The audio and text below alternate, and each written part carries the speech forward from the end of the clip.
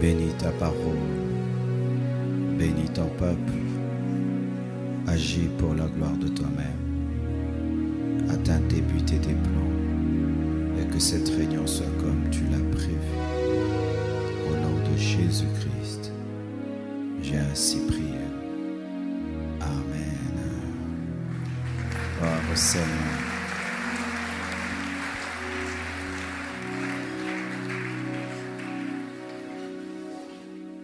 Excusez mon léger retard. Il y a eu beaucoup d'embouteillages aujourd'hui. Salut ton frère, salut ta sœur. Amen. Nous sommes toujours dans notre thème, les exigences de la présence de Dieu, sur base de la rencontre de Moïse avec le buisson ardent. Je vais finir cette série dimanche sur cette rencontre de Moïse au buisson ardent. Je vais finir dimanche. Et à partir de la semaine prochaine, je vais commencer à enseigner sur la présence de Dieu avec les domaines de nos vies. Et ce sera vraiment un enseignement édifiant. Exode 3, 12 à 22. Dieu dit: je serai avec toi, et ceci sera pour toi le signe que c'est moi qui t'envoie. Quand tu auras fait sortir d'Égypte le peuple, vous servirez Dieu sur cette montagne. Moïse dit à Dieu: j'irai donc vers les enfants d'Israël, et je leur dirai: le Dieu de vos pères m'envoie vers vous. Mais s'ils me demandent quel est son nom, que leur répondrai-je? Dieu dit à Moïse: je suis celui qui suis. Et il ajouta: c'est ainsi que tu répondras aux enfants d'Israël: celui qui s'appelle Je suis m'a envoyé vers vous.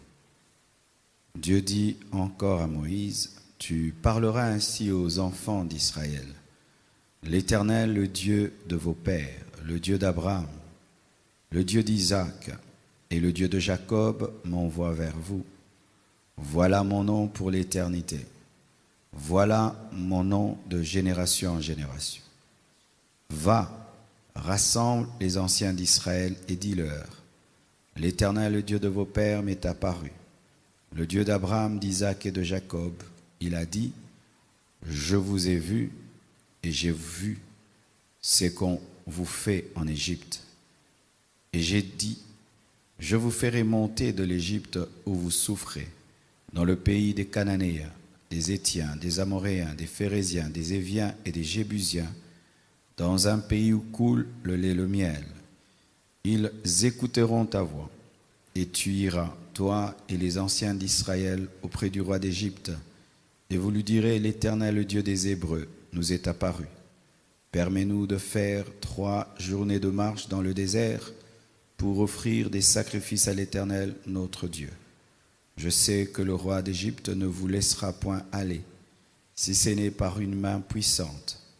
J'étendrai ma main et je frapperai l'Égypte par toutes sortes de prodiges que je ferai au milieu d'elle, après quoi il vous laissera aller. Je ferai même trouver grâce à ce peuple aux yeux des Égyptiens, et quand vous partirez, vous ne partirez point vide. Chaque femme demandera à sa voisine et à celle qui demeure dans sa maison des vases d'argent, des vases d'or et des vêtements que vous mettrez sur vos fils et vos filles, et vous dépouillerez les Égyptiens. Acclamons la parole du Seigneur.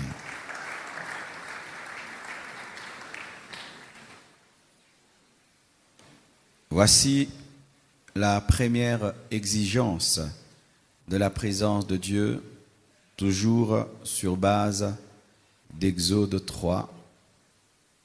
Si tu prends versets 12, 13 et même ailleurs, tu vas voir quelque chose qui se répète. Vous allez voir, c'est Dieu dit, Moïse dit. Dieu dit, Moïse dit. Dieu dit, Moïse dit. En soi, l'expérience du buisson ardent est une conversation. L'expérience du buisson ardent est un dialogue. Cette révélation est un dialogue. C'est un homme qui parle à son Dieu. Et c'est un Dieu qui répond. Ainsi, voici la première exigence de la présence de Dieu. La présence de Dieu exige le dialogue. Parler et laisser parler. C'est ça, dialoguer. Quand on dit dialoguer, c'est différent de monologuer.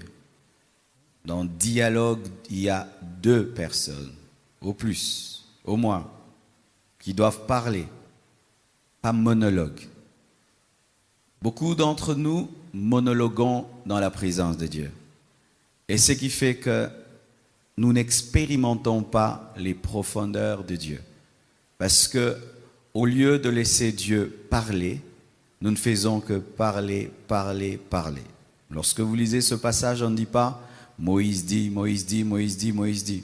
On ne dit pas non plus Dieu dit, Dieu dit, Dieu dit, Dieu dit. Non. Dieu dit, Moïse dit. Dieu dit, Moïse dit. Ainsi, il faut avoir des moments de pause quand on prie. Ne parlez pas seulement quand vous priez. Arrêtez-vous et écoutez. Et laissez Dieu parler, si réellement vous croyez que Dieu existe. Car il y a des gens qui disent que Dieu existe, mais il suffit seulement de voir comment ils prient pour te rendre compte qu'ils ne croient pas en l'existence de Dieu. Si je parle à mon mur, je parlerai, et je ne m'arrêterai pas. Parce que je sais que mon mur n'a pas de bouche et n'a pas d'oreille. Si je parle à une idole, je parlerai, et je ne m'arrêterai pas. Parce que l'idole n'a pas de bouche et n'a pas d'oreille. Mais si je crois être devant un Dieu vivant, c'est-à-dire une personne, alors j'aurai des moments de pause dans ma manière de parler afin de lui accorder le temps de parler. C'est ainsi qu'on reconnaît même quelqu'un de civilisé, d'éduqué, dans une conversation. Il laisse à l'autre le temps de placer des mots. Et lorsque vous lisez cette parole, vous allez vous rendre compte que vraiment Dieu est très éduqué et Moïse également. Moïse laissait Dieu parler et après il posait des questions et Dieu parlait et laissait à Moïse aussi le temps de parler. Alors ça demande quelque chose, hein? Croire qu'il est là quand tu pries. Certains pensent que Dieu est loin, assis sur un trône, une longue robe et une longue barbe. Ainsi, quand tu pries un tel Dieu, tu ne lui laisseras pas le temps de parler parce que pour toi, il est tellement lointain. Mais si tu crois que lorsque tu parles à un Dieu vivant, un Dieu qui t'écoute, un Dieu qui t'entend, alors tu prieras, tu t'arrêteras et tu laisseras Dieu placer des mots. Et lorsqu'il placera les mots, quelle que soit la manière dont il le fera, parce qu'il est libre, c'est un souverain, n'aie pas peur. Il peut te parler par une voix audible, n'aie pas peur. Il peut te parler à l'intérieur. Écoute, il peut te parler par une vision, n'aie pas peur. Il peut te parler par une conviction. Il peut te parler par la parole. Il y a 2 jours, j'étais en train de prier et j'ai posé une question à Dieu. Du coup, j'ai vu ma tête se tourner vers ma bibliothèque et tout d'un coup, parmi tous les livres, il y a un livre, c'est comme s'il est sorti de tous les groupes, il brillait différemment. Je suis allé vers le livre et Dieu m'a dit, toutes mes réponses sont dans ce livre, commence à lire ce livre. Et je vous assure, aujourd'hui, j'ai commencé vraiment rien qu'au début, mon problème est résolu. Il ne m'a pas parlé par une voix, il a seulement dirigé mes yeux vers ma bibliothèque et a éclairé un livre parmi tous les autres. Et c'est dedans qu'il y avait tous les enseignements dont j'avais besoin. Dieu parle, mes frères. Dieu parle. Tu peux être en train de prier, puis tout d'un coup, Dieu te dit, regarde. Et tu regardes et c'est là qu'il t'inspire. Je me souviens une fois, j'étais en train de prier, j'ai fini une retraite. Je lui posais des questions sur mon ministère et tout le reste. Il m'a dit, regarde ces 2 arbres. Il m'a présenté un arbre qui était en très bonne santé. Il avait 2 mètres de haut. Il était touffu, très bien enraciné. Et puis il m'a présenté un autre arbre. Ce sont ces genres de plantes qui se collent contre les murs et qui grandissent en rampant. Et j'ai vu cet autre arbre grimper sur le mur jusqu'à atteindre 15 mètres parce que l'immeuble était très très long. Et puis c'est au sommet que cet arbre a présenté, cette plante a présenté des feuilles et des fleurs. Et puis Dieu m'a dit, tu n'es pas cet arbre-là de 2 mètres bien enraciné, touffu. Toi, tu es l'autre. J'ai dit, ah non, moi je dois être l'autre. Dieu m'a dit, non, toi tu es l'autre. Tu dois utiliser la technologie, l'intelligence. Tu vois comment cet arbre se colle contre les murs. Mais pour toucher, et il va plus loin même que l'autre arbre, tu toucheras le monde, mais par la technologie. Tu t'imagines, Dieu m'a enseigné la technologie au travers de la technologie de la plante, parce que cette plante avait une technologie capable de l'aider à se coller contre un mur pour paraître à 15 mètres. Et ainsi tu toucheras le monde. Il m'a répondu au travers de ce que je voyais, mais ce que je voyais avait un sens spirituel. Alléluia. Un jour j'étais en prière quelque part, Dieu m'a enseigné au travers d'un animal. Il m'a dit, regarde cet animal, c'était je crois un lapin. Il me dit, tu vois ce lapin? Oui. Il est très à l'aise, n'est-ce pas, en tant que lapin. Il aime sa vie de lapin, n'est-ce pas? Oui. Et il peut imaginer c'est quoi être un homme. J'ai dit oui. Alors vous êtes comme ça quand vous étiez des païens. J'ai dit comment? Oui. Un païen c'est comme un lapin. C'est-à-dire quand il mène sa vie, il est dans les boîtes, il sort avec des filles, des garçons, il fait tout ce qu'il veut. Il ne peut imaginer qu'au-delà de cette vie, il y a la véritable vie. Comme un lapin ne peut imaginer la vie d'un homme, comme un païen ne peut imaginer la vie d'un chrétien. Parce que l'homme c'est le chrétien, le païen c'est l'animal. Un jour j'étais aussi dans un deuil. C'était un temps, vraiment, j'allais dans trop de deuil. Et j'ai commencé à devenir philosophe, mon frère. Philosophe. Alors j'allais dans les deuils, j'ai regardé les gens, parce que les deuils, c'est toujours pareil. J'étais là. Et puis, j'ai dit à Dieu, mais c'est quoi ça? Et puis Dieu m'a donné un enseignement sur la mort. Au travers de quoi? Au travers de la terre. Au travers du ciel et de la terre. Et au travers de la femme enceinte. Il m'a révélé que la vie que nous avons sur cette terre, dans cette terre que tu vois bleue, c'est comme la grossesse de maman. C'est comme un enfant qui est dans le ventre de sa mère. Et lorsqu'il est dans le ventre de sa mère, il ne peut s'imaginer qu'au-delà du ventre de sa mère, il y a des voitures qui roulent, il y a des maisons, il y a des immeubles. Parce que pour lui, c'est la vie du placenta. Et pareil aussi, nous aussi, quand nous sommes dans cette terre, c'est ce globe, cette terre, nous pensons que c'est tout ce qu'il y a. Mais au-delà de ce globe, il y a la véritable vie, l'éternité en Dieu. Et de la même manière, un enfant qui est dans le placenta de sa mère ne peut imaginer qu'il y a des maisons et des voitures au dehors. De la même manière, les hommes doutent qu'il y a la nouvelle Jérusalem céleste, alors que c'est la réalité. Et j'ai dit, mais Dieu, les hommes pleurent quand il y a la mort, Seigneur, quand même. Il dit, oui, même quand l'homme naît, il y a des pleurs, il y a le cordon ombilical qui pleure, il y a les intestins qui pleurent, il y a le cœur qui pleure. Pourquoi? Parce que pendant 9 mois, l'enfant est devenu l'ami l'ami de l'estomac, l'ami de l'intestin, parce qu'il fait partie des organes. C'est pourquoi quand l'enfant naît, il y a des pleurs, mais cette naissance fait pleurer. C'est comme quelqu'un qui meurt, il va au ciel, nous pleurons, mais il est allé au ciel. Comme la naissance fait pleurer la maman, mais la naissance permet à la maman d'accoucher un être qui va se développer. Comme la mort aussi permet à un homme d'entrer dans l'éternité, ça fait pleurer les parents qui sont les cordons ombilicaux. Mais Dieu est content, pourquoi? Parce que c'est le processus qui continue. Alléluia! Dieu parle tout le temps, mais les hommes sont distraits. Même la nature est un enseignement, mes frères. Il y a un enseignement que j'ai donné sur la fusion spirituelle. Je donnerai un jour un enseignement sur la fusion spirituelle. Rien que la chimie et la physique, frère, peut enseigner l'enlèvement de l'église. Parce que lorsque un corps solide est sous l'emprise de la chaleur, il devient liquide. C'est une fusion, c'est une transformation. Et nous aussi, frères, sous l'emprise de la parole et du Saint-Esprit, nous sommes transformés. Et lorsque la fusion est totale, ce qui est même solide finit par disparaître. C'est ce qu'on appelle l'enlèvement de l'église. En soi, l'enlèvement de l'église, c'est la fusion totale entre Dieu et l'homme qui finit par le faire disparaître. Car lorsqu'un solide est sous l'emprise de la chaleur, il finit par s'évaporer et tu vas t'évaporer. Mais si je m'évapore, ce n'est pas que je disparais, mais je continue à vivre autrement. Et ce qui fait que nous n'allons pas disparaître, nous allons continuer dans une autre vie. Dieu parle, même dans la chimie. Dieu parle dans la biologie. Dieu parle. La Bible dit que la nature elle-même ne vous enseigne-t-elle pas? Amen. Quand tu pries un Dieu qui parle.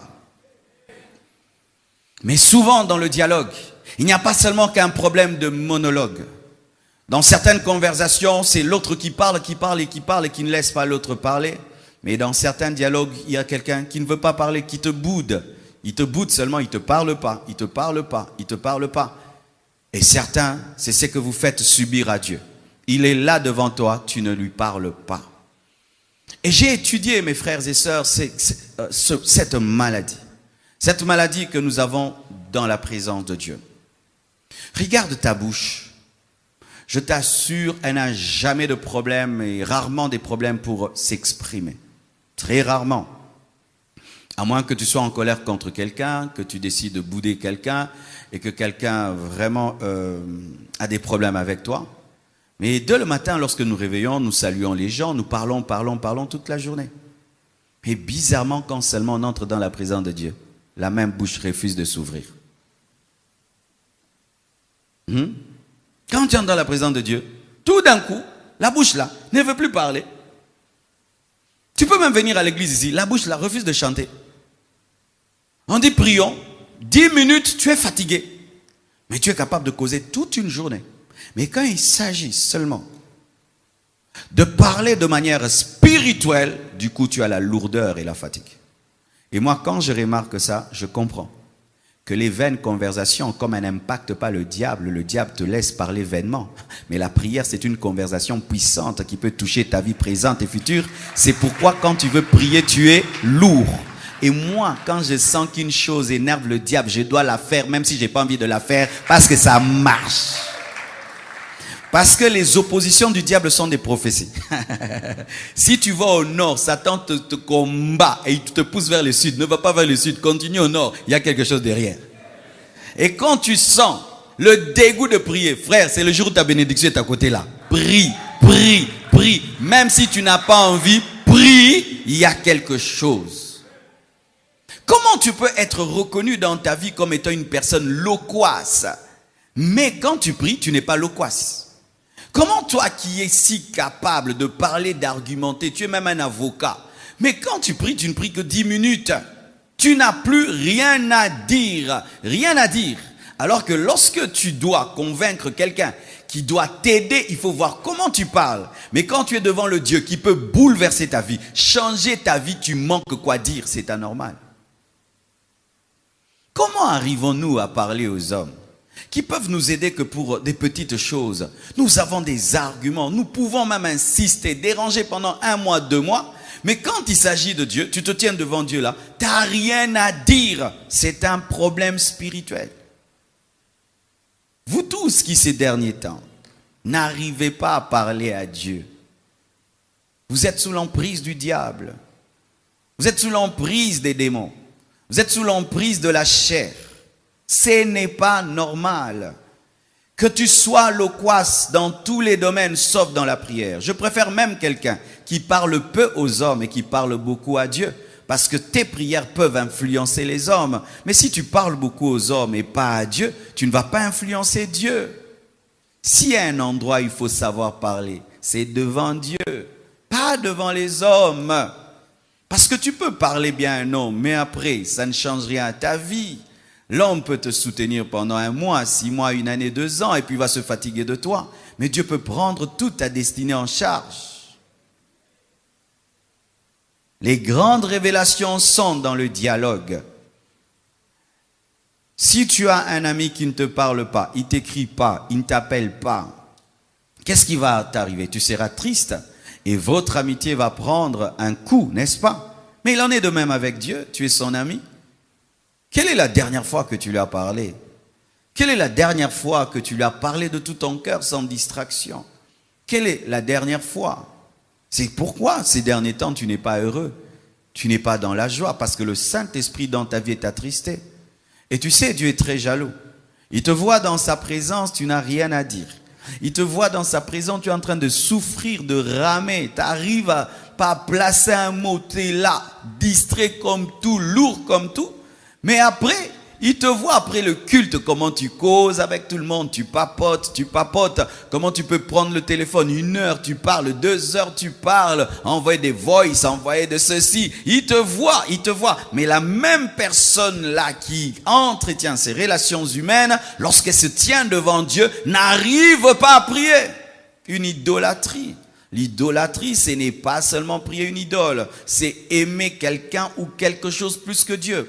Tout ce qui prend la place de Dieu dans ta vie est une idole. Lorsque tu entretiens ta relation, ta conversation avec un ami, avec quelqu'un plus que ta conversation avec Dieu, tu es un idolâtre parce que tu es en train de montrer que Dieu ne compte pas pour toi.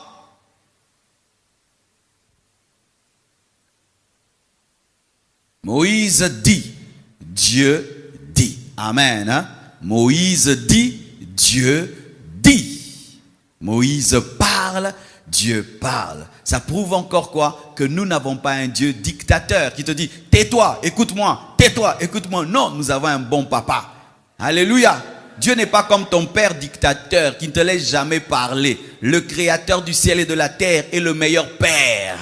Il est le meilleur mari. Il est le meilleur ami. Alléluia. Il répond même à des questions bêtes. Alléluia. Il répond même à des questions bête. Il n'est pas comme ton professeur, quand tu poses des questions bêtes, il te dit que tu es bête, mais Dieu répond même à des questions bêtes. Comment cela arrivera-t-il? Marie dit, comment? Il pose la question à Dieu, comment tu le feras? Il lui explique, l'ombre du Tout-Puissant te couvrira. Il répond même à des questions bêtes. Frère, prenez le temps de dialoguer avec Dieu. Lorsque tu as eu un véritable dialogue avec Dieu, vraiment avec le véritable Dieu, ça devient comme un don de discernement des voix. Tu sais, si tu as passé avec moi 1 heure et on a vraiment causé et tu m'as posé des véritables questions, si je sors, quelqu'un d'autre se fait passer pour moi, tu vas dire, le pasteur Marcelo ne peut pas dire ça, le pasteur Marcelo ne parle pas comme ça, n'est-ce pas? Pareil aussi, une véritable conversation avec Dieu te donne la mémoire de la voix qui t'empêche de tomber sous l'emprise des fausses voix. Tu sais pourquoi tu crois en toutes les visions, toutes les prophéties? C'est parce que tu n'as jamais eu un véritable dialogue avec Dieu. Alors mon frère, creusez, entrez en profondeur, allez chercher un véritable dialogue avec Dieu. Ça va vous protéger contre les esprits des temps de la fin, l'esprit de la séduction, l'esprit de l'erreur. Quelqu'un qui a été au pied d'un véritable enseignant de la parole, on ne peut plus le mentir, n'est-ce pas? Qui que tu écoutes, il prêche, tu mens. Tu dis la vérité, tu mens. Pourquoi? Parce qu'à force de bien écouter, ton oreille devient aiguisée. Quelqu'un qui écoutait une bonne musique, tu ne peux pas lui mentir. Il connaît les fausses notes, même s'il ne fait pas la musique. Il sait que il n'a pas bien chanté. Comment tu sais? Il n'a pas bien chanté. J'écoute de la bonne musique. Quelqu'un qui a une maman qui prépare très très bien, tu ne peux pas lui mentir que le pondu est bon ou pas bon. Il sait. Pourquoi? Sa langue est aiguisée. Aiguise ton esprit à écouter, à parler, à écouter, à parler, à écouter, à parler, à écouter, à parler. À écouter, à parler. Lorsque le diable viendra se présenter à toi au nom de Dieu, tu vas le chasser au nom de Jésus-Christ. Va dire, papa ne parle pas comme ça. Mon père est humble. Mon père, quand il finit les phrases, il ne finit pas comme ça. Ce n'est pas papa. Oh, donne-moi l'amen. Donne-moi l'amen. Mes frères et sœurs, vous êtes condamnés à dialoguer avec Dieu.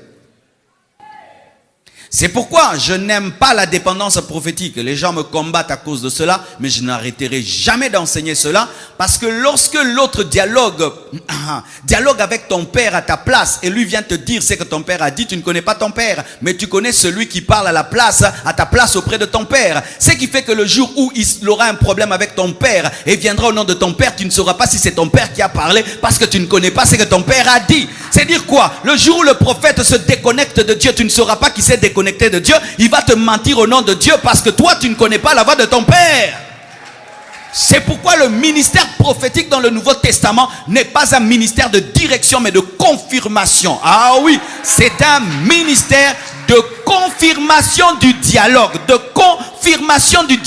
pas de direction. Pourquoi? Parce que le ministère prophétique, s'il devient un ministère de direction, nous n'avons plus à chercher le dialogue, mais nous avons besoin de chercher les prophètes. Alors qu'aujourd'hui, tous, nous avons le Saint-Esprit et chacun peut écouter Dieu pour lui-même. Chacun peut écouter Dieu pour lui-même.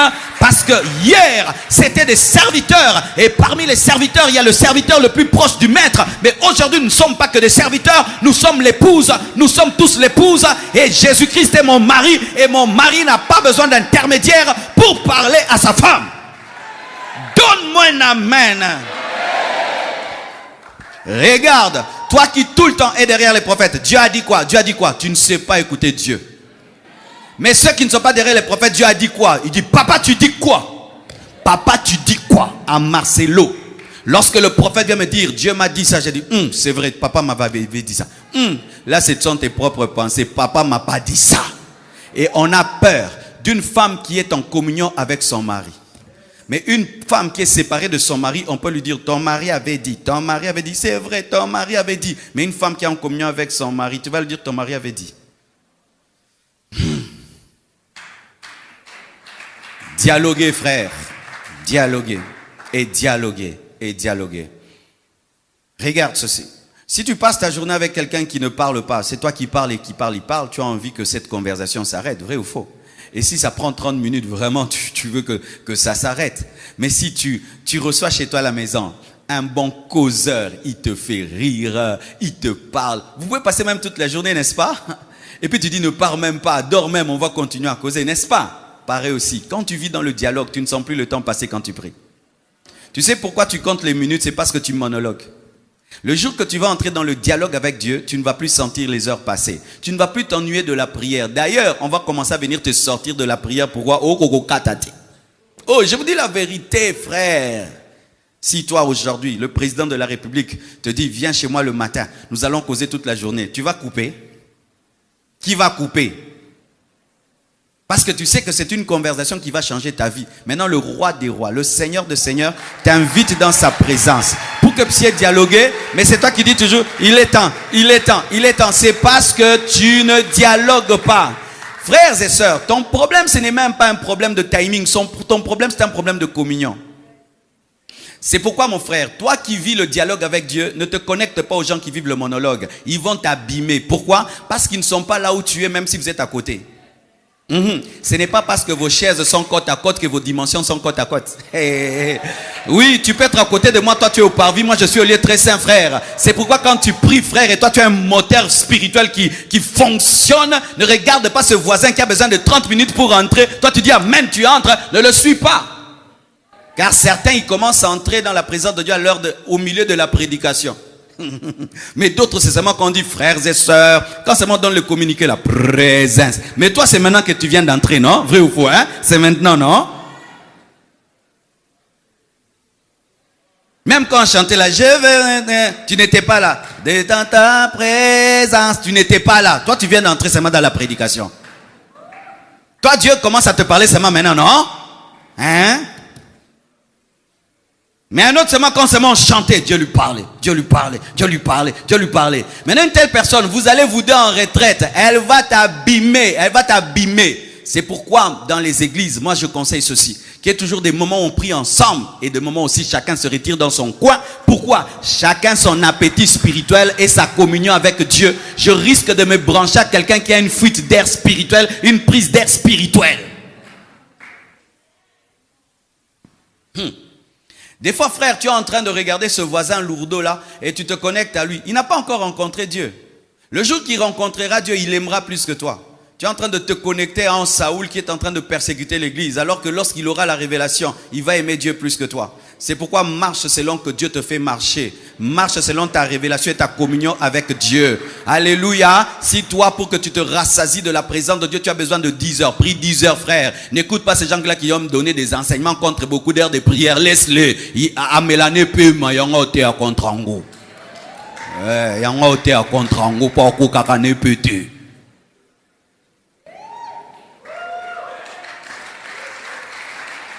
Mais oui, comment toi tu es serviteur de Dieu, tu t'opposes à ce que les gens prient longtemps? Oh, mais que tu as un problème ou quoi?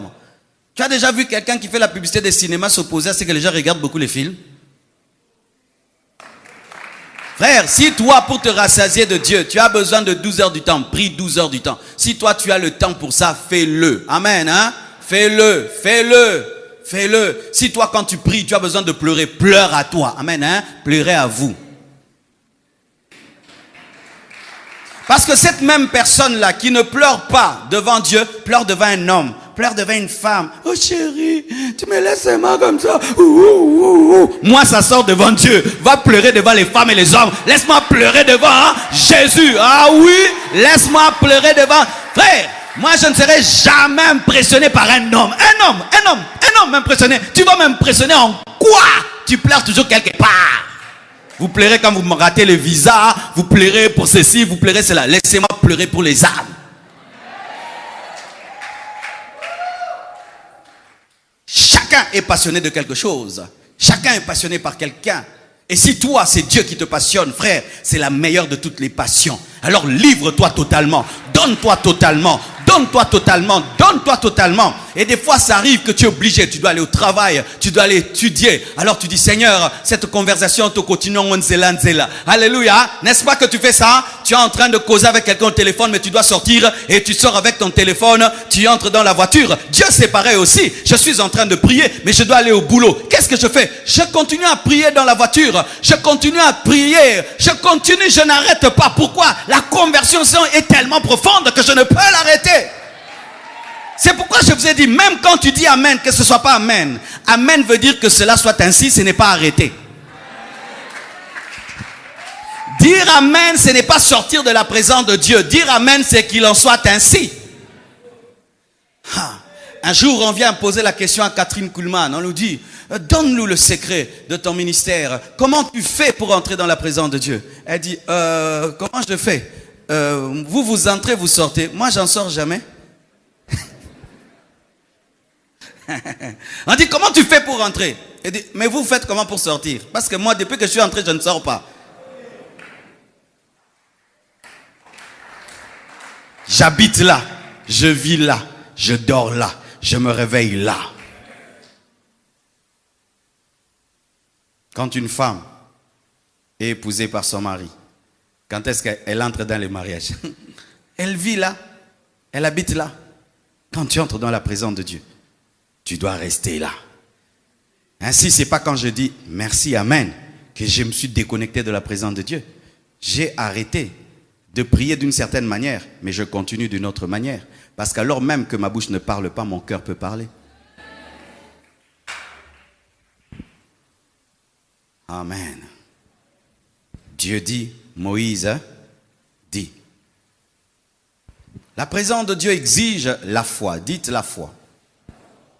Et dans la foi, il y a 5 choses importantes. Retenez cela. J'aimerais même qu'on me donne une chaise. Dans la foi, il y a 5 choses importantes. Une d'elles là-bas, c'est mieux. Il y a 5 choses importantes. Lorsque tu as la foi en quelqu'un, tu dois croire en sa personne. Premièrement. 2, tu dois croire en sa parole. 3, tu dois croire en sa puissance. 4, tu dois croire en sa grâce. Pourquoi? Parce que si tu dis que tu crois en cette chaise, mettons, et tu ne crois pas qu'elle peut te porter, tu ne t'assiéras pas dessus, n'est-ce pas? Je m'assieds, pourquoi? Je crois que je ne tomberai pas. Mais si je dis, je crois en cette chaise, mais je n'ose pas m'asseoir, je ne crois pas. Et quand tu dis que tu crois en Dieu, mais tu ne le laisses pas porter ta vie, tu ne crois pas. Certains sont des adorateurs, ils disent la chaise est noire, la chaise est métallisée, c'est l'adoration verbale. Mais l'adoration physique, c'est lorsque je m'assieds dessus. Dire Dieu est puissant est une chose, mais si tu crois qu'il est puissant, prends ta vie, mets-la sur lui et crois que tu ne vas pas tomber. Dieu guérit? Oui, il guérit. Tu crois qu'il guérit? Alors s'il te dit, prends ton médicament là, jette-le, je t'ai guéri, tu le jettes. Ça devient compliqué. Écoutez ceci. Exode 3, versets 14 à 15, la Bible dit, Dieu dit à Moïse, je suis celui qui suis. Et il ajouta, c'est ainsi que tu répondras aux enfants d'Israël. Celui qui s'appelle Je suis m'a envoyé vers vous, la foi en sa personne. Vous allez remarquer dans la conversation de Moïse avec Dieu, Dieu se présente beaucoup. Je suis le Dieu de tes pères, je suis le Dieu d'Abraham, je suis le Dieu d'Isaac, je suis le Dieu de Jacob. Je suis le Dieu de tes pères, je suis le Dieu d'Abraham, le Dieu d'Isaac, le Dieu de Jacob. Il le répète souvent. Il dit, je m'appelle je suis celui qui t'envoie. Pourquoi? Parce qu'il voulait que Moïse ait foi en lui. Parce que Moïse ne pouvait affronter Pharaon sans avoir la foi en Dieu. La présence de Dieu exige qu'on ait la foi dans sa personne d'abord, sa personne. Si tu n'as pas la foi dans une personne, tu ne vas pas croire en ses paroles, tu ne vas pas croire en ses capacités. La foi d'abord, c'est dans la personne de Dieu. Est-ce que tu crois que Dieu est saint? Est-ce que tu crois que Dieu est amour? Est-ce que tu crois que Dieu ne ment jamais? Est-ce que tu crois que Dieu est fidèle? Est-ce que tu crois que Dieu t'aime? Est-ce que tu crois que Dieu est saint? C'est là que commence la foi dans sa personne. Je suis éternel. Alléluia. Et ainsi, si tu doutes en la personne de Dieu, tu ne peux croire en sa puissance. Je crois que c'est une chaise, c'est pourquoi je vais m'asseoir dessus. Qui est Dieu pour toi? Est-ce que c'est le Dieu qui aime certains et qui n'aime pas d'autres? Tu auras une vie en fonction de cette doctrine. Qui est Dieu pour toi? C'est un Dieu méchant, tu auras une foi selon cette doctrine. Qui est Dieu pour toi? C'est un Dieu lointain, c'est le Dieu des blancs, c'est le Dieu des noirs. Tu auras une vie en fonction de cela. Qui est Dieu pour toi? La personne, la foi dans sa personne. C'est pourquoi tu dois voir la révélation de la personne de Dieu. Tu dois avoir la révélation de Christ. Jésus est l'image du Dieu invisible. Frères et sœurs, qui est Jésus pour vous? S'il n'est qu'un prophète pour toi, tu es perdu. Si c'est un ange, tu es perdu. Si c'est seulement un grand serviteur de Dieu, tu es perdu. Jésus est le chemin, il est la vérité et la vie. Il est le Fils de Dieu. Il est la parole faite chair. Il est l'amour de Dieu fait chair. Jésus est le sauveur de l'humanité. Alléluia. Jésus est Dieu. Il n'est pas un ange. Il est plus qu'un ange. Tous les anges adorent Jésus. Un ange ne peut adorer un autre ange. Alléluia. Ainsi, il y a des doctrines qui disent qu'il est prophète. Si tu dis que Jésus est prophète, tu ne seras pas sauvé. Il est plus qu'un prophète. Il est Dieu prophète. Dieu prophète. Si pour toi, Jésus n'est qu'un ange, et si pour toi Jésus est un ange, tu as fait de lui une créature, alors que lui est le créateur, car il est écrit au commencement était la parole était avec Dieu, la parole était Dieu. Et ainsi, moi je crois en la Trinité. Même si le mot n'est pas écrit dans la Bible, je crois en la Trinité. C'est quoi la Trinité? C'est un seul Dieu qui se manifeste en trois personnes distinctes. Père, Fils et Saint-Esprit. Le Père n'est pas le Fils. Le Fils n'est pas le Saint-Esprit. Le Saint-Esprit n'est pas le Père. Le Père c'est le Père. Le Fils c'est le Fils. Le Saint-Esprit c'est le Saint-Esprit. Le Père est Dieu, le Fils est Dieu, le Saint-Esprit est Dieu. Il n'y a pas un sous-Dieu. Mais tu vas dire, pasteur, tu as trois dieux. Je n'ai pas trois dieux, j'ai un seul Dieu en trois personnes. Comme il y a Marcelo dans le corps, dans l'âme et dans l'esprit. Mais il n'y a pas trois Marcelo ici, mais il y a un seul Marcelo, corps, âme et esprit. Comme il y a un seul Dieu, Père, Fils et Saint-Esprit. Donne-moi la main. Et la Bible nous dit, Dieu dit, créons l'homme à notre image, créons le pluriel, créons au pluriel, descendons et confondons au pluriel. Frères et sœurs, tu as un Dieu qui est organisé, qui est synchronisé en trois personnes. Le Père a envoyé le Fils a envoyé le Saint-Esprit, mais le Saint-Esprit est Dieu comme le Fils. L'humilité, je suis comme toi, mais je me soumets à toi, mais je suis comme toi. Car il est dit dans la parole, lorsque le Fils recevra toutes choses, il se soumettra à celui qui lui a soumis toutes choses. Car même dans l'éternité, le Père, le Fils et le Saint-Esprit seront là. Donne-moi l'amen. Et lorsqu'on parle dans Apocalypse, on nous parle d'un seul trône, mais on appelle ce trône le trône du Père et de l'agneau. Le trône du Père et de l'agneau. Deux personnes sur un même trône. Donne-moi l'amen. J'aime la parole. On dit le trône du Père et le trône de l'agneau. Comment deux personnes peuvent s'asseoir sur une même chaise? C'est parce que c'est la même personne, mais en trois personnes. Et on parle de cet esprit de Dieu devant le trône, parlant du Saint-Esprit, parce que Dieu n'a pas sept Saint-Esprits, mais le Saint-Esprit opère comme l'esprit de sagesse, d'intelligence, de force, de courage. Frère, plus tu connaîtras Jésus, plus tu auras la foi. J'aimerais te dire une chose sur Dieu. Il n'aime personne plus que personne. Il n'aime personne plus que personne. Ta maman aime votre frère qui est beau, oui. Ton papa aime votre frère qui est intelligent, oui. Mais papa Dieu, non. Il ne fait exception de personne. Car si le diable commence à te faire croire que Dieu aime certains et n'aime pas d'autres, et que toi dans ta vie tu as des moments de difficulté, tu vas croire que Dieu t'a abandonné. Mais Jésus a posé cette question: Eli, Eli, lama sabachthani, Père, Père, pourquoi m'as-tu abandonné? Dieu n'a pas répondu parce qu'il n'abandonne personne. La preuve, il a ressuscité après 3 jours. Frère, sœur, même si tu traverses des moments difficiles, ça prépare une résurrection. Ne change jamais de doctrine. Ne change jamais de doctrine. Ne change jamais de doctrine. Ne change jamais de doctrine. Ton abandon n'est pas un abandon. Ton abandon prépare une résurrection. Dieu est miséricordieux. Dieu pardonne tous les péchés. Même le meurtre. Même la sorcellerie, même la magie. Un magicien peut devenir un serviteur de Dieu. Un sorcier peut devenir un serviteur de Dieu. Kindokesi laka.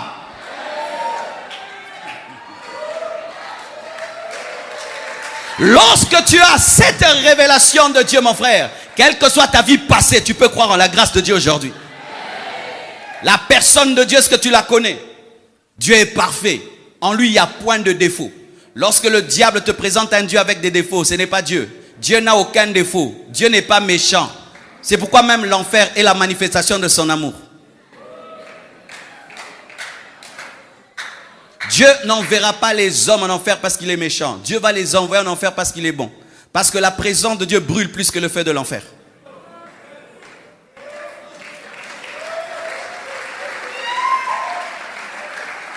Un homme face à la présence de Dieu sans la protection du sang de Jésus-Christ souffre plus qu'un homme qui est en enfer. C'est pourquoi Dieu par amour enverra les hommes en enfer.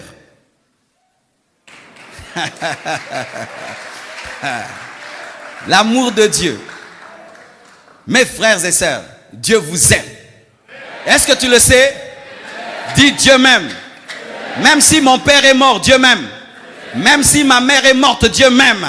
Même si je n'ai pas de voiture, Dieu m'aime. Même si je ne suis pas marié, Dieu m'aime. Dieu m'aime parce qu'il m'a donné son fils unique.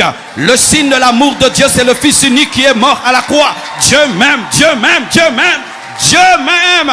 Tu pries un Dieu d'amour, tu pries un Dieu fidèle, tu pries un Dieu bon, tu pries un Dieu puissant, tu pries un Dieu saint qui ne te poussera jamais dans le péché, qui ne te poussera jamais dans le mal. Lorsque tu sais qu'il est saint, tu sauras qu'il ne tolère jamais le péché. Et lorsqu'on va commencer à t'enseigner un Dieu qui tolère le péché, tu vas dire ce n'est pas mon Dieu est saint. C'est un Dieu saint, même s'il ne condamne pas, mais il sanctifie. Deuxième chose dans la foi en la personne, vous avez retenu, hein? 2, la foi dans la parole, dites la parole.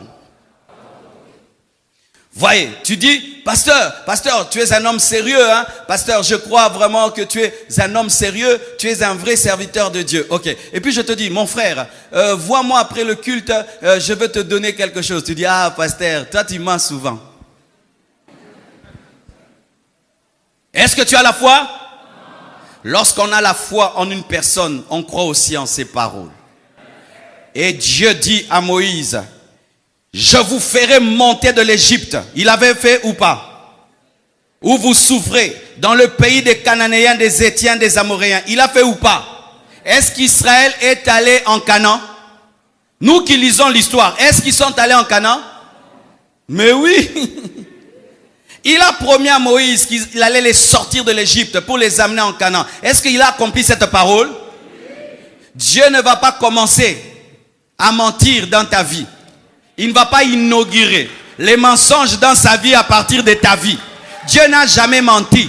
Il a dit qu'il allait élever David, il a élevé David. Il a dit qu'il allait élever Salomon, il a élevé Salomon. Il a promis la résurrection de Jésus, il a ressuscité Jésus-Christ. Il a promis l'effusion du Saint-Esprit le jour de la Pentecôte, il a accompli cela. Il a promis qu'on allait parler en d'autres langues, nous parlons en d'autres langues. Il a promis la naissance de son fils et son fils est né. Il a promis sa mort, cela est accompli. Pourquoi tu crois que Dieu va mentir?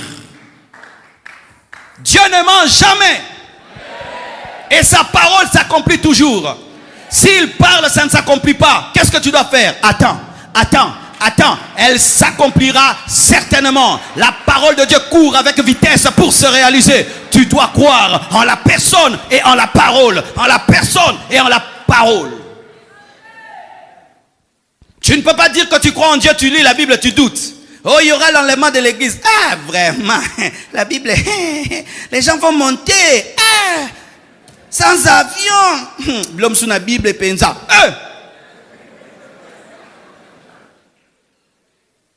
Sarah eut un enfant âgé de 90 ans. Eh, vraiment. Scientifiquement, c'est impossible. Oh, Marie, sans connaître un homme, est devenue enceinte. C'était la grossesse de Joseph. Je crois comme un enfant. Dieu parle, c'est vrai. Si Dieu dit aujourd'hui que la terre est carrée, elle devient carrée. Si Dieu dit aujourd'hui que la terre est ovale, pour moi elle devient ovale. Papa ne ment jamais. Papa ne ment jamais. Papa ne ment jamais. Je crois en lui et je crois en sa parole. Il accomplira. Il a dit à Moïse, Moïse, nous sommes nous deux ici au buisson ardent. Mais je te fixe un rendez-vous. Tu vas revenir ici, mais pas tout seul, avec le peuple. Parce que moi, je serai avec toi. N'est-ce pas qu'il a promis à Moïse qu'il allait faire des miracles et des prodiges? N'est-ce pas qu'il a fait? Frère, Dieu ne t'a pas menti. Si c'est papa que tu as entendu, ça va s'accomplir. Si c'est papa que tu as entendu, ça va s'accomplir. Dans la présence de Dieu, tu dois croire en la parole de Dieu. N'entre pas dans la présence de Dieu pour douter. Entre dans la présence de Dieu pour croire en sa parole. Si Dieu nous dit aujourd'hui, demain le Congo devient les États-Unis, je crois. Je crois. Et moi, je crois en moi. Je crois en moi. Et frère, est-ce que tu perds quelque chose en croyant? Regarde. Si tu vis dans le doute, tu auras beaucoup de problèmes d'estomac et de cœur. Mais si tu vis dans la foi, déjà tu as la joie. Tu as déjà le bonheur. Qu'est-ce que tu perds en croyant? Moi, je crois que ma vie sera extraordinaire. Je crois que Dieu va m'élever encore davantage. Je crois que Dieu va me bénir davantage. Et mais pourquoi je ne veux pas croire? Qu'est-ce que je perds en croyant? Qu'est-ce que je perds en croyant? Je crois qu'il y aura l'enlèvement de l'église. Qu'est-ce que je perds en croyant? Un jour, un scientifique chrétien a dit à un athée, un philosophe athée, il lui a dit, mon ami, tu dis que Dieu n'existe pas. Il dit, ok. Alors s'il existait,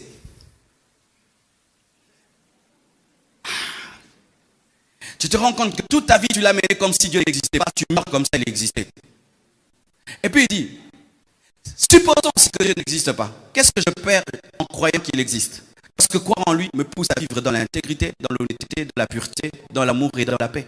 C'est-à-dire, même s'il n'existe pas, croire en lui est bénéfique. Mais maintenant, il existe.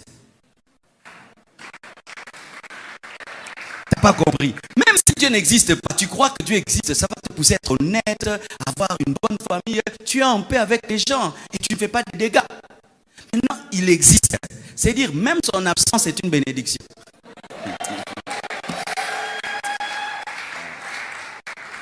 Non, vraiment.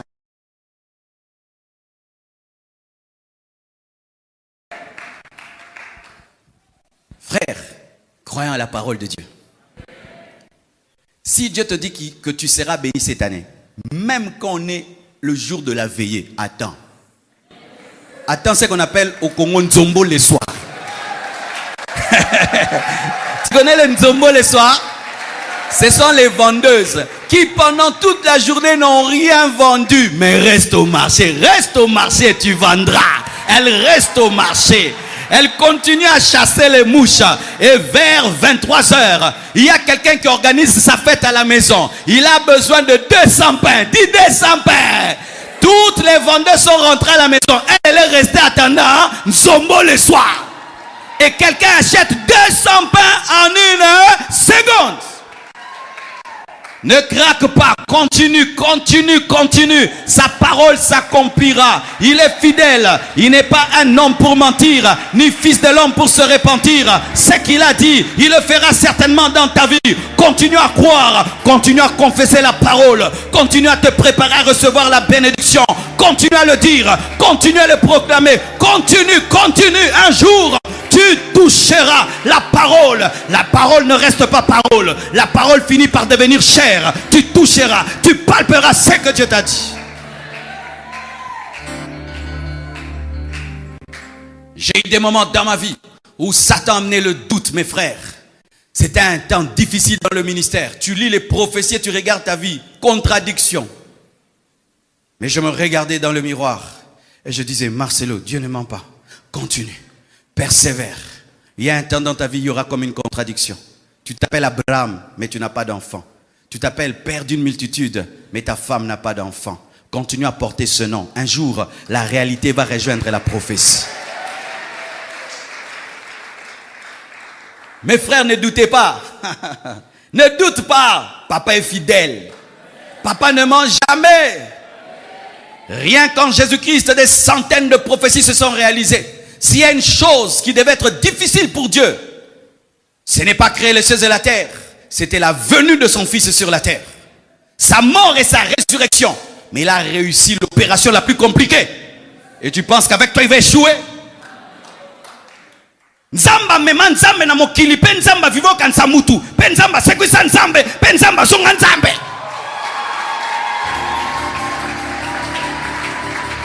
Il va échouer dans ta vie. Dieu est devenu homme et Dieu est ressuscité et il est à la droite de Dieu le Père. C'était l'opération la plus compliquée, que le Créateur puisse entrer dans le ventre de sa créature. Quelle opération compliquée!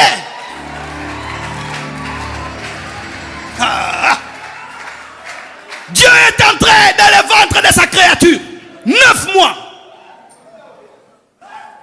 Il a marché dans sa créature, le ciel et la terre. 33 ans. Quelle opération compliquée. Même les uns se disaient, ça c'est quoi? Le mystère du salut. On appelle ça le mystère du salut. Quand il meurt, même le soleil ne comprend rien, il se cache. Le soleil s'est caché alors que ce n'était pas la nuit. Oh mon la terre a commencé à trembler parce que la terre sait que quand quelqu'un meurt, on l'amène toujours dans la terre. La terre commence à trembler. Non, yambete, non, yambete, non. Oh! S'il a réussi l'opération la plus compliquée, il ne va pas échouer avec toi. Il ne va pas échouer avec toi.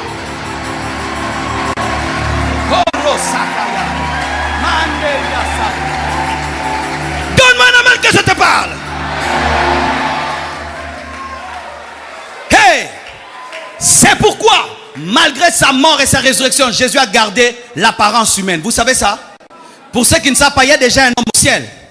Oui, il y a un homme au ciel qui est en train déjà de tester la climatisation céleste pour ses frères. Car si lui ne peut y vivre, non, ne saura pas y vivre. Il teste la climatisation céleste. Lorsqu'il reviendra, mes frères, nous allons voir un frère, un autre frère, notre grand frère. S'il a pu ressusciter Jésus, et Jésus est à sa droite, frère, pour nous là c'est facile. Car lorsque la tête est passée, le corps passe toujours.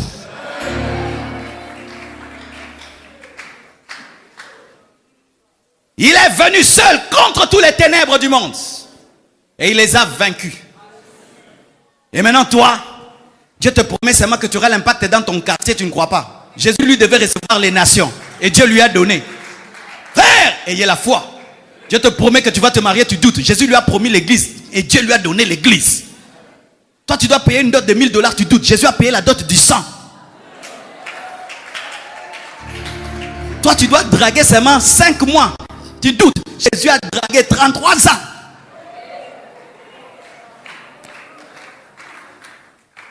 Frères, sœurs, le point 0 de Dieu a vaincu le diable. Et donc le point 10 le met KO pour toujours.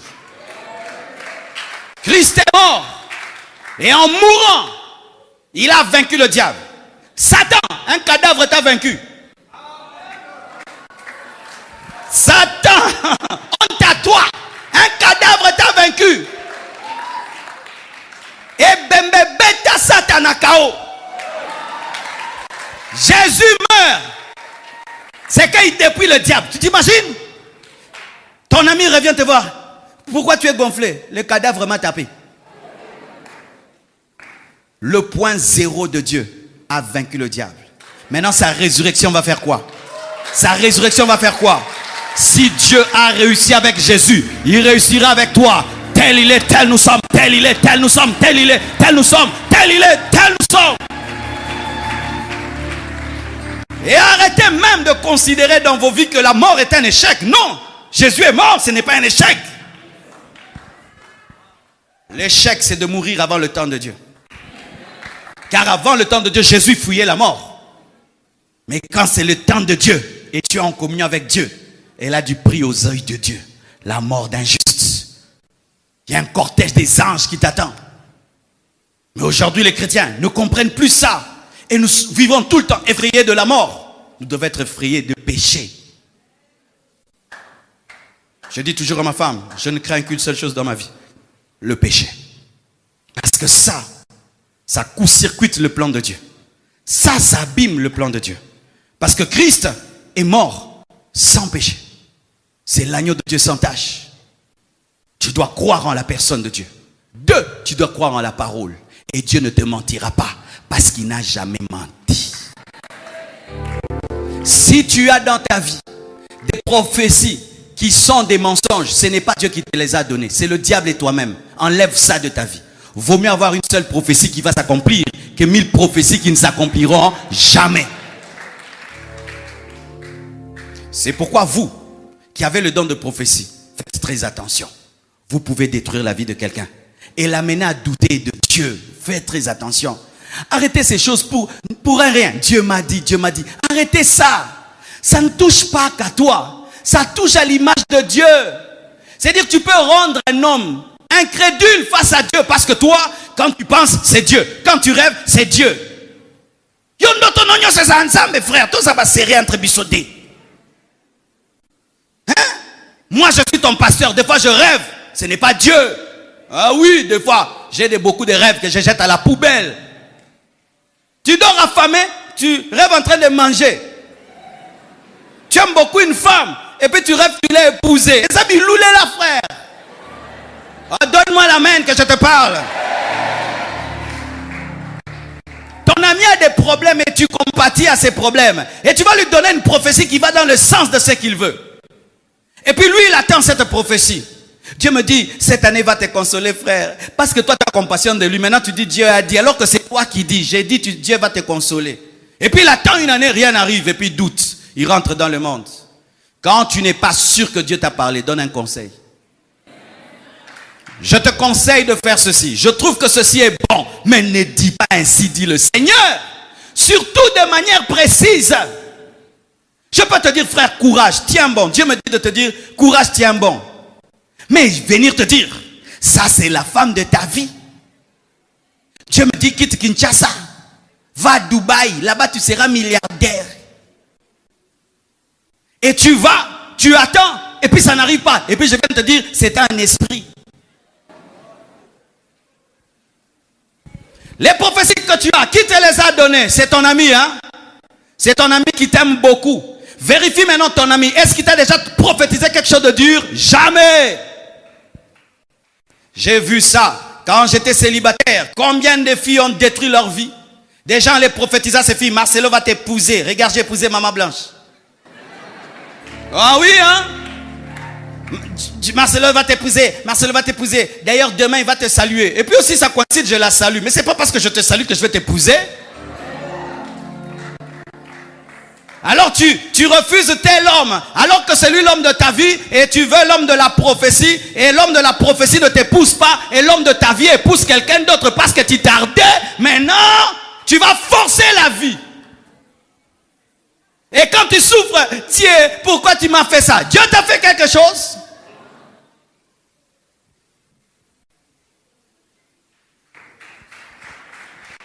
Le Seigneur me dit, Dieu dit, celui qui dira Dieu en son nom qui soit lapidé.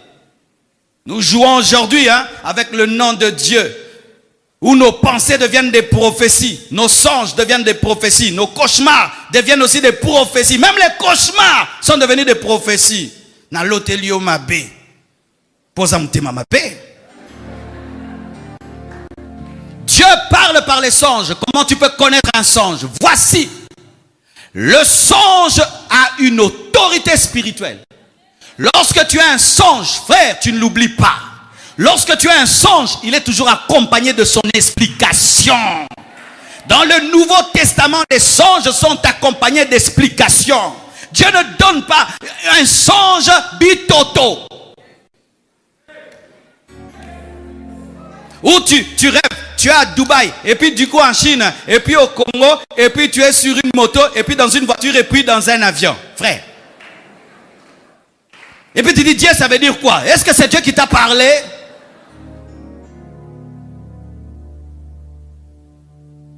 Tes pensées ne sont pas toujours les pensées de Dieu. Tes désirs ne sont pas toujours les désirs de Dieu. Dieu veut, Dieu veut. Ce sont tes propres désirs.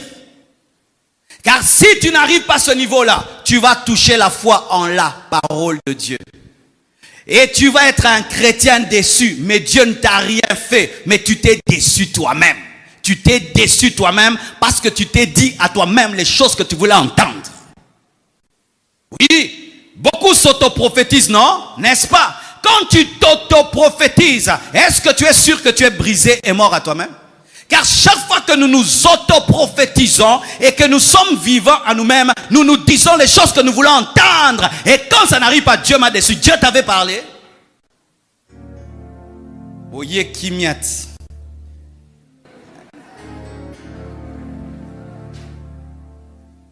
Vous voyez les groupes des amis là qui prient ensemble à 4. Souvent on se ment là-bas. On se ment beaucoup là-bas dans les groupes d'amis qui prient ensemble. Moi-même je connais ça. 4 personnes qui prient toujours ensemble. Ils se donnent toujours des bonnes prophéties. Des bonnes prophéties. Toi, tu seras apôtre. Toi, bishop. Toi, évangéliste. Moi, docteur. Moi, docteur. Moi, docteur. Et vous vous dites ça, non? Vous vous donnez des titres comme l'Ipaté. Toi, tu seras président. Moi, je vois toi, tu seras ministre. Toi, je te vois Dieu te donner le Japon. Ah, toi aussi, Dieu te donne l'Amérique. Comme ça, il n'est pas blessé. Il m'a déjà donné le Japon, non? Je te donne aussi l'Amérique. Maintenant, tu es l'Amérique, prophète d'Amérique. Alors que Dieu t'appelle Angaba. Prophète d'Amérique. Quand Dieu parle, ça arrive. Quand Dieu parle, il soutient ce qu'il dit. Dieu donne la provision de sa vision. Mais s'il n'a pas donné la vision, il ne peut donner la provision. Et tu n'as pas amené Dieu là où il ne s'est pas amené lui-même.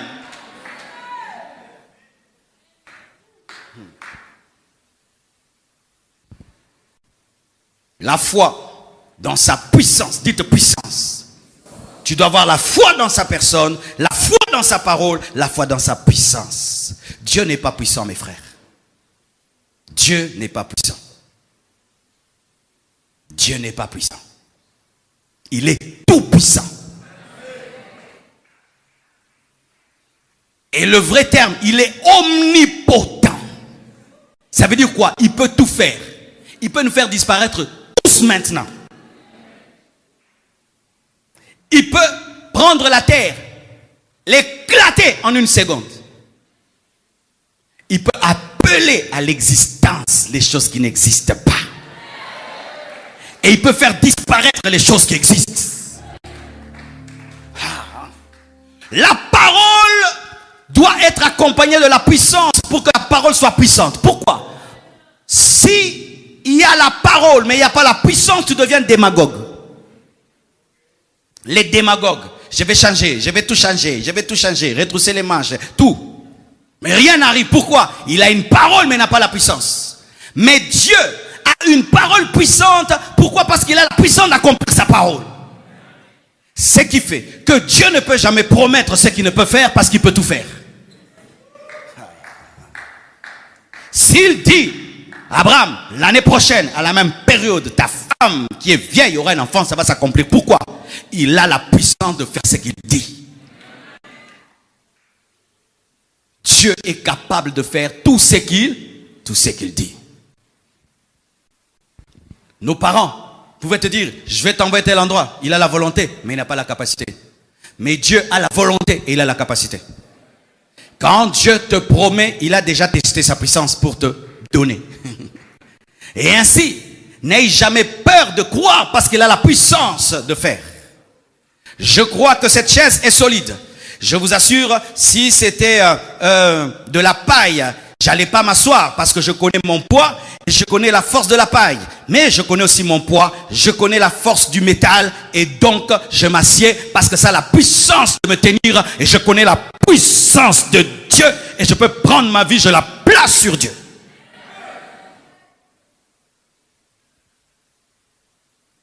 Il a dit que la lumière soit et la lumière fut. Il a parlé, les animaux sont venus à l'existence. Il a parlé, les oiseaux sont venus à l'existence. Il a parlé, la verdure est venue à l'existence. Les étoiles, les constellations. Nous pour construire un immeuble, regardez le temps qu'on prend. Mais lui pour construire l'univers, 6 jours. Et même il a pris 6 jours, seulement parce qu'il voulait nous enseigner. Il pouvait tout faire en un jour. Parce qu'il est allé se reposer sans se fatiguer. On ne dit pas et Dieu se fatigua et Dieu se reposa. Dieu se reposa pour que l'homme apprenne à se reposer parce que le 7e jour, c'était son jour. Il a ressuscité Jésus-Christ d'entre les morts. Il a ressuscité Lazare d'entre les morts. Quel est le plus grand problème de l'homme? C'est la mort. Devant la mort, même les présidents, regardez le président du Tchad, il est mort, c'est un président, mais il est mort. Là, quelle que soit ton intelligence, quelle que soit ton armée, quand la mort vient, tu dois tomber. Mais lui, quand sa mort est venue, il est entré dans la mort, il a prêché dans la mort, il a libéré les captifs dans la mort. 3 jours, il est sorti, tout puissant. Et il n'est pas seulement capable de ressusciter, il est capable de ressusciter d'autres personnes. La Bible dit, lorsqu'il paraîtra, les morts entendront sa voix. Pourquoi? Il leur prêtera des oreilles. Dit tout puissant. Tout puissant. Alors, quand toi tu as le tout puissant et le diable te combat, est-ce que tu auras peur? Voici, le diable n'est pas tout puissant. Le diable était puissant. Dites, était puissant. Maintenant, il est dépouillé. C'est ça, la nouvelle vie du diable. La vraie vie du diable, c'est un diable dépouillé. Le diable est puissant dans la vie des païens. Mais le diable est dépouillé dans la vie des chrétiens. Mais face au dépouillé, il y a le tout-puissant. Frère, ce match-là, c'est quoi? C'est un massacre. Si tu pouvais te connaître, mon frère, Jésus est tout-puissant. Le Père est tout-puissant. Le Saint-Esprit est tout-puissant, ils habitent ton esprit. 3 tout-puissants en toi. Face à toi, il y a le diable, lui-même le chef, un dépouillé. Les dominations dépouillées. Les autorités dépouillées. Surtout pas ton grand-père sorcier dépouillé. Les oncles dépouillés. Et les tout petits esprits impurs, les tout petits esprits impurs dépouillés. Mais toi le chrétien, un oncle de la famille te dit, toi, si je ne suis pas ton oncle, tu vas voir. On m'a promis la mort cette année. Il faut dire, cher oncle, il faut t'aimer.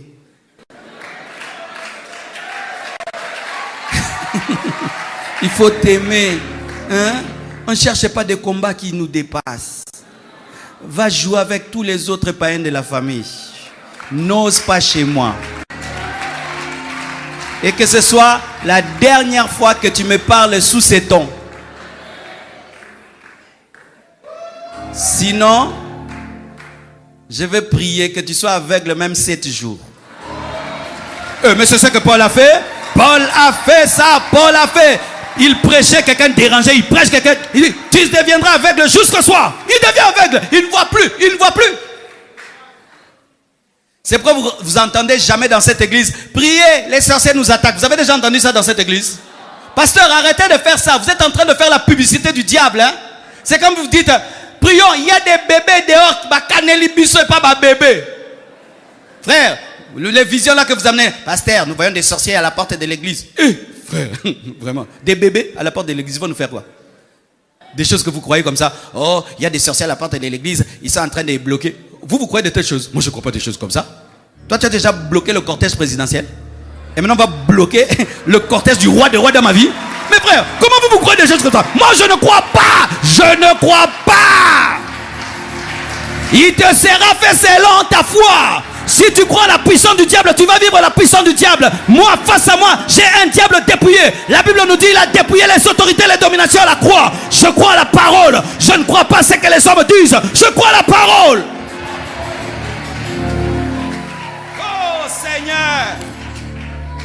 Oh, les sorciers attaquaient l'église. Les sorciers, non, c'est quand l'église n'a plus la foi et ne vit plus dans la sainteté que Dieu vous quitte et vous échouez. Pas parce que le diable est fort, parce que Dieu vous a quitté.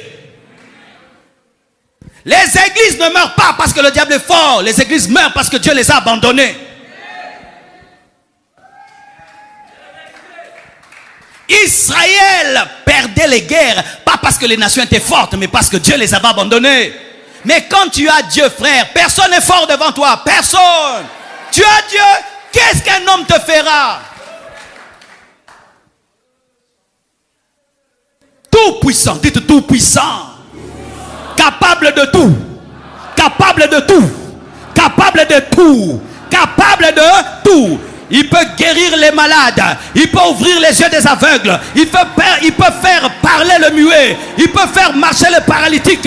Il peut ressusciter les morts. Il peut donner les enfants stériles. Il peut bénir un pauvre. Il peut changer ta destinée en 5 jours. C'est ça le Tout-Puissant. Et le Tout-Puissant nous a dit qu'au dernier jour, les morts en Christ ressusciteront.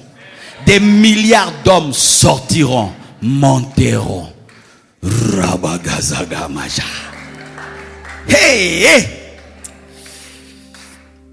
Imagine là, on est enlevé ensemble. Toi, tu es à côté de moi. Thomas Taboué, frère.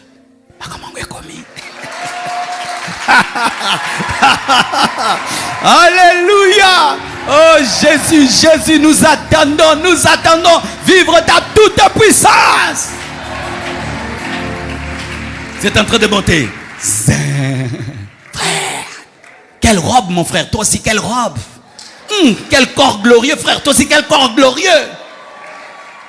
Et puis Jésus comme un vaisseau spatial dans les airs. Nous entrons Jésus. Frère, comment tu peux douter en ça? Déjà créer une étoile c'est difficile. Il a créé combien d'étoiles? Vous savez qu'il y a des étoiles qui sont plus grandes que le soleil? Parce que même le soleil est une étoile, mais qui est proche de nous. Imaginez un Dieu qui peut créer autant de grandes choses, mais sans transpirer. Jamais il n'a le surménage de veiller sur les galaxies. Il sait que l'homme, la journée a besoin d'un éclairage très fort pour travailler et pour sécher le linge. Il nous envoie le soleil. Mais il sait que la nuit, nous avons besoin de l'abat-jour. Il nous donne la lune. Quelle intelligence. N'est-ce pas que quand tu arrives chez toi la nuit, tu baisses la lumière, tu baisses. Dieu aussi la nuit baisse la lumière. Il met là-bas jour lune. Et la lune, sa lumière vient de qui? Du soleil. Nous aujourd'hui on a des chargeurs, nous branchons des chargeurs pour power, pour garder l'électricité. Mais déjà la lune charge l'électricité du soleil. La lumière du soleil, c'est ce qui fait briller la lune. Quand même notre technologie vient, elle vient toujours en retard. Dieu peut changer toute ta vie. Toute ta vie, de toute ta vie, mon frère. Hein? Toute ta vie. Tes finances, ils changent. Il te rend même beau. Frère, aux abogas, comme il a été au bonga. Frère, il est tout. S'il te promet, il réalisera. Pourquoi? Il a la force de faire ce qu'il promet. Et il dit à Moïse, je sais que lorsque vous irez, Pharaon vous résistera. Et il ne peut vous libérer que par une main puissante. Je vais faire des miracles, des prodiges et des signes. Il a promis la manifestation de sa puissance. Et lorsque Moïse était devant la mer Rouge, la puissance était au rendez-vous.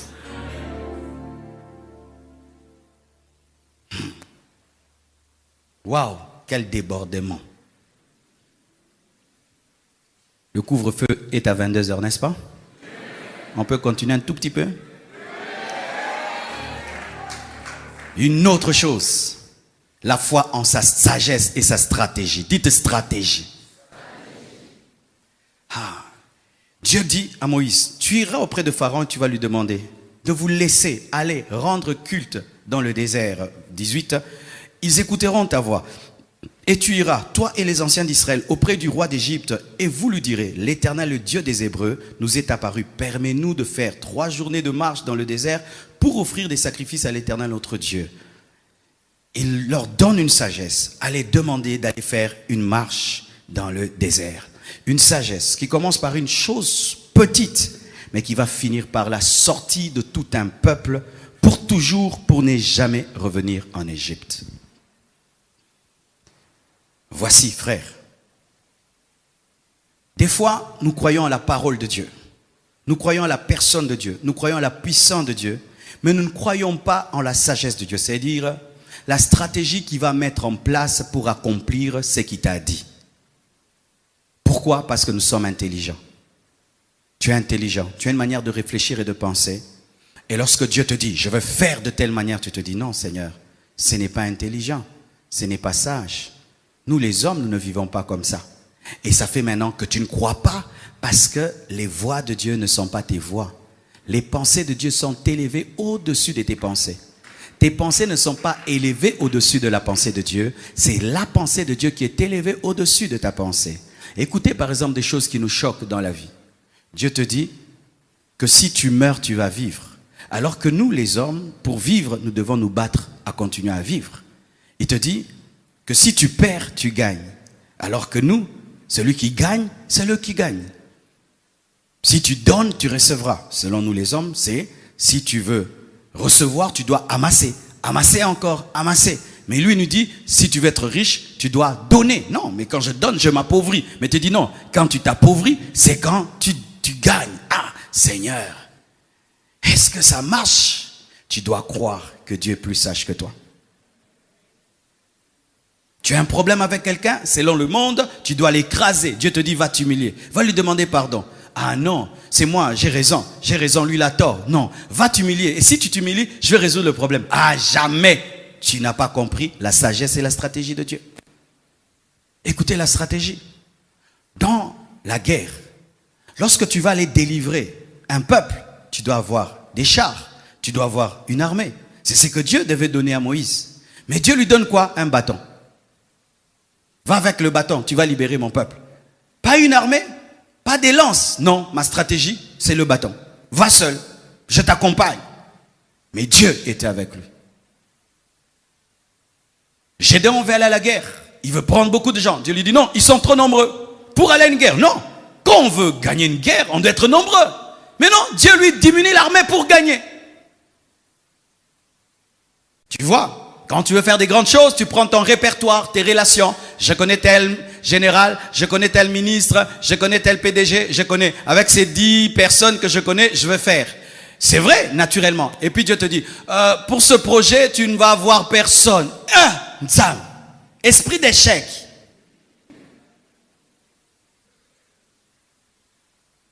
Tu as un problème, c'est que tu es intelligent. Et comme tu es intelligent, tu ne sais pas marcher avec l'intelligence de Dieu. Parce que Dieu ne marche qu'avec les bêtes. C'est pourquoi vous avez remarqué que les hommes très intelligents ne sont pas dans les églises. Ils sont dans des loges occultes. Parce que là-bas, le diable leur dit, sois intelligent. Mais nous, Dieu nous dit, mets de côté ton intelligence, crois mon intelligence et tu seras intelligent. Regarde mon frère, tu es malade, on prend l'huile d'olive, on te oint et tu dis que tu es guéri. Tu as bu ça? Quelle propriété il y a dans l'huile pour guérir le cancer?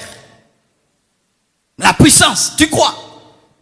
Dieu te dit que ta femme aura un enfant, alors que les médecins ont dit qu'elle n'aura jamais. Tu crois et ça va arriver. La stratégie et la sagesse de Dieu. Et quand tu es sous l'emprise de la sagesse de Dieu, la stratégie de Dieu, des fois tu peux croire que ta vie est en train de reculer alors qu'elle est en train d'avancer. Alléluia. J'aime vous parler de Joseph. Dieu lui dit, tu seras le plus grand. Parole. Il a la puissance de l'élever. Il lui révèle des choses. Mais la stratégie, c'était quoi? La stratégie de Dieu, c'était quoi? Qu'on puisse le vendre, qu'on puisse le haïr, qu'on puisse le trahir, qu'on puisse le jeter dans un trou, qu'on puisse faire de lui un esclave, que la femme de Potiphar puisse mentir, qu'il puisse se retrouver en prison, et en prison qu'il puisse prophétiser pour voir le pharaon. Car s'il était allé en Égypte, je veux voir le pharaon, on allait le tuer, espion. Il devait entrer chez le pharaon par la prison.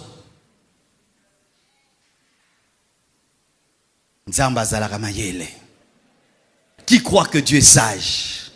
Qui croit que Dieu est intelligent? Qui croit que Dieu est sage? Frère, alors si tu crois que Dieu est sage, laisse Dieu te diriger. Laisse Dieu te diriger. Tu ne peux pas donner le volant de ta vie à Dieu et vous êtes à deux en train de diriger ta vie. Il faudrait que l'un dirige et l'autre s'assied. Quand je crois que j'ai un bon chauffeur, je ne conduis plus. C'est lui qui me conduit. Mais toi, tu dis que tu es sage. Est-ce que tu le laisses te conduire?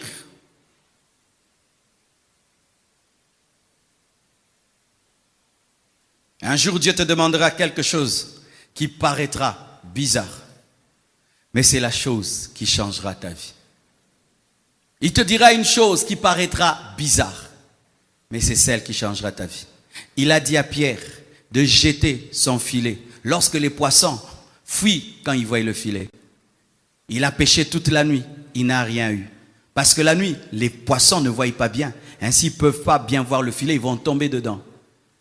Mais Dieu lui dit, il lance. Même s'ils voient le filet, ils entreront dedans. La sagesse de Dieu. Dieu est intelligent. Terminons. Verset 21. Je ferai même trouver grâce à ce peuple aux yeux des Égyptiens.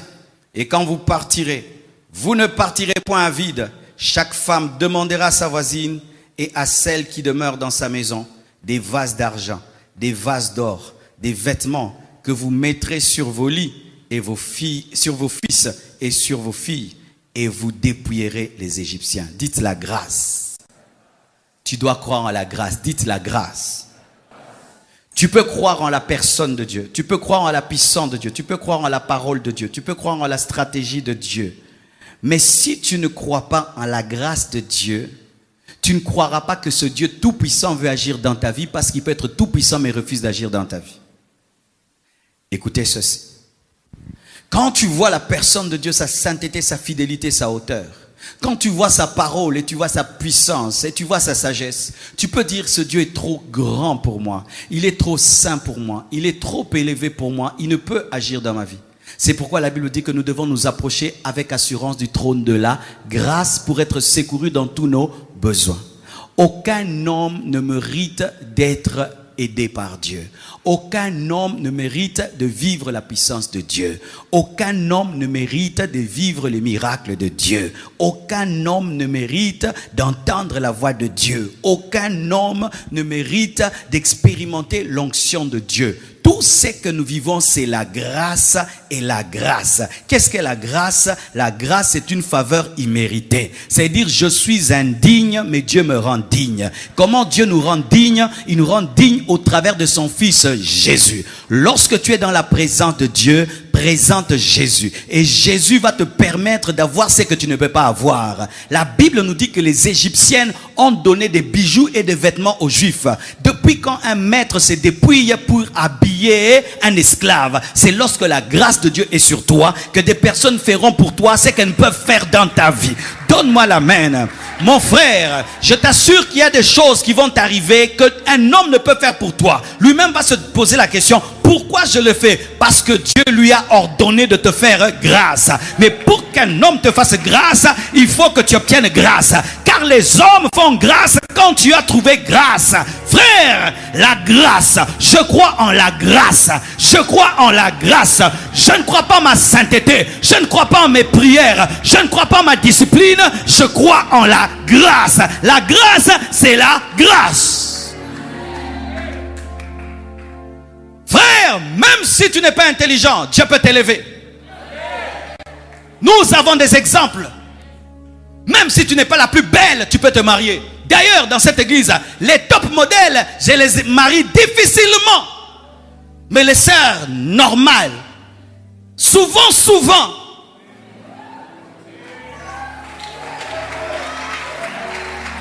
vous savez pourquoi? Parce qu'une fille top modèle, elle se regarde dans le miroir et puis son visage lui dit, toi tu ne peux pas manquer le mariage, toi tu ne peux pas manquer le mariage. Mais la fille normale, elle dit, papa, Zolo ezan, mais papa, bah mon angoté. Frère, je te dis que Dieu fera pour toi au-delà de tes compétences, au-delà de tes qualités, car il est impossible que les maîtres puissent se dépouiller pour habiller les esclaves. La grâce! La grâce! Oh, donne-moi la main. Dans la Bible, ce n'est pas la méritocratie. Non, c'est la grâce. Qu'est-ce que Salomon a fait pour être roi? La grâce. Qu'est-ce que David a fait pour être roi? La grâce. Qu'est-ce que Paul a fait pour être apôtre? La grâce. Qu'est-ce que Pierre a fait pour être apôtre? La grâce. Qu'est-ce que Matthieu a fait pour être apôtre? La grâce. Qu'est-ce que Élie a fait pour ressusciter les morts? La grâce. La grâce. Approchons-nous avec assurance du trône du jugement, non. Du trône des mérites, non. Du trône de la grâce. C'est seulement devant le trône de la grâce qu'un homme peut s'approcher avec assurance. Le trône du jugement, on s'approche en tremblant. Mais le trône de la grâce, je m'approche. Pourquoi? Jésus m'a déjà précédé devant le Père. J'ai un avocat devant le Père. Seigneur, je suis indigne. Tu es digne en Jésus. Seigneur, je ne mérite pas. Tu mérites en Jésus. Arrête de dire tout le temps, je ne mérite pas, je ne mérite pas. Arrêtez ça. Si Dieu t'a donné son fils, alors que tu n'existais pas, alors que tu n'avais pas prié, alors que tu étais même un païen, qu'est-ce qu'il va te refuser avec lui? Et là, on va pimer là, en français, les choses qu'on ne donne pas, Dieu t'a donné, et les choses qu'on donne. S'il y a quelque chose que Dieu pouvait nous refuser, quelqu'un que Dieu pouvait nous refuser, c'est son fils Jésus. Mais il nous l'a donné sans prière. Il nous l'a donné sans sainteté. Il nous a donné sans même la foi. Sans la foi, mes frères. Maintenant, tu as la foi. Maintenant, tu crois en Jésus. Maintenant, tu es un enfant de Dieu. Et tu ne doutes, tu ne crois pas que Dieu peut te donner l'onction. Que Dieu peut te donner l'argent, les papiers. Que Dieu ne peut pas te donner un visa, un cachet. Il t'a donné Jésus, un cachet. Une maison, 3 murs et puis les tôles. Tu ne crois pas ça? Comment vous doutez? J'ai déjà ce qu'on ne peut pas donner, Jésus. Alors le reste, je les ai déjà. C'est les matabissi. C'est les matabissi.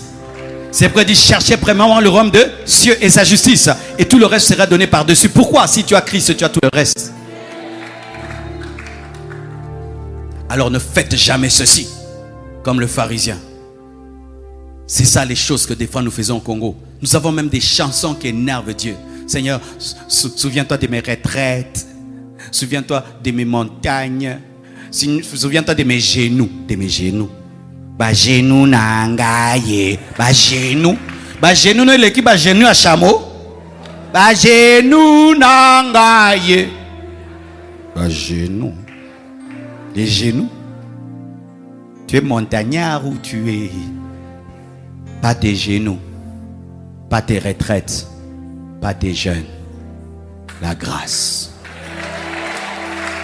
Même si tu as jeûné 40 jours, Dieu ne va pas t'exaucer parce que tu as jeûné 40 jours. Parce que tu as présenté Jésus. Même si tu es vierge, ne présente pas ta virginité pour te marier. Présente la grâce. Parce qu'il y a des filles comme ça. Je suis vierge et je dois me marier. La virginité n'est pas morte à la croix. Oh oui, la virginité n'est pas morte à la croix. Je vois même des gens, moi je suis un homme honnête, je suis un homme honnête, je dois être riche. Non, l'honnêteté n'est pas morte à la croix. Dieu a tout renfermé en Christ pour que personne ne s'enorgueillisse. Pour que personne ne dise, j'ai jeûné, j'ai prié, je suis discipliné. Tout ça, c'est un habit souillé devant Dieu. Frère, depuis que j'ai compris ça, je ne sais pas m'enorgueillir parce que je suis pleinement convaincu à 1000% que même cette prédication, c'est la grâce. Comment tu prêches bien? Oh, la grâce, la grâce. Dieu peut m'enlever seulement cette voix maintenant. Je ne sais plus prêcher. Alors frère, comment tu peux échouer un penalty avec un poteau vide sans même gardien? Dieu a enlevé les gardiens. Il a dribblé tout le monde. Et il t'a passé. Il t'a dit, fils, même les yeux fermés, tire seulement. Tire seulement. Hein? Chers chrétiens, quand vous ne rendez pas la vie chrétienne difficile, Dieu savait que c'est difficile pour un homme de vivre avec Dieu. C'est pourquoi il a simplifié les choses. Dans la foi. Dans la foi. Abraham est appelé le père de la foi. Vous savez pourquoi? Ce n'est pas parce que c'est le premier homme qui a cru, mais c'est le premier homme qui a permis à Dieu de commencer toute une génération des païens qui croyaient en lui, parce que Abraham fut aussi païen. Il était parmi ceux qui adoraient des idoles, le Dieu soleil. Mais lui, il a cru. Ainsi, il est devenu le père de nous tous, les anciens païens. Mais regardez ce qu'Abraham est devenu. Il est devenu le père de Jésus. Parce qu'Isaac, Jacob ont permis à Christ de venir. Et alors toi, frère, tu penses que tu as cru en Jésus seulement pour venir à l'église? Il y a un grand plan dans ta vie. Mais tu dois avoir la foi et permettre au Dieu qui est venu dans ta vie de le réaliser. Et arrêter de te minimiser tout le temps. Si réellement nous croyons que Jésus-Christ est revenu, alors libérons toute notre foi. C'est comme la dernière partie de la course. Qu'est-ce qu'on fait dans la dernière partie? On met tout ce qu'on a. Mettons tout ce qu'on a. S'il y a quelque chose que Dieu voulait faire avec toi, frère, crois-le à 1000%. Et Dieu le fera. Que Dieu vous bénisse.